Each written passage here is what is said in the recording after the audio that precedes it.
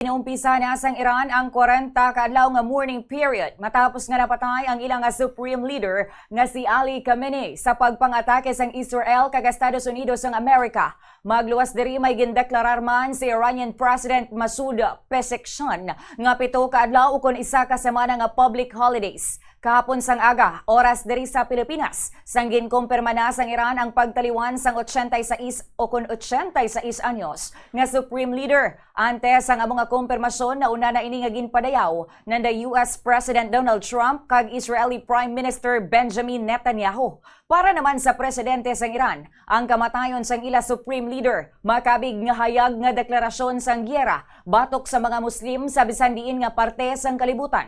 Magluwas sa supreme leader nga among nagapamuno sa Iran halin sadtong 1989, napatay man ang matag-as nga security official sang Iran kag ang bata nga babae ni Khamenei amo man ang iya umagad kag iya apo. Patay man si Ali Shamkhani nga mo ang advisor sang supreme leader. Sabayin sang puwersa militar, napatay si Islamic Revolutionary Guard Corps Commander-in-Chief Muhammad Pakpor kag ang duha pa ka mga senior commanders. Iniamo sanday Abdul Rahim Mousavi nga Chief of Staff sang Iran Armed Forces kag si Aziz Nasirzadeh nga Defense Minister sang amo nga pungsod.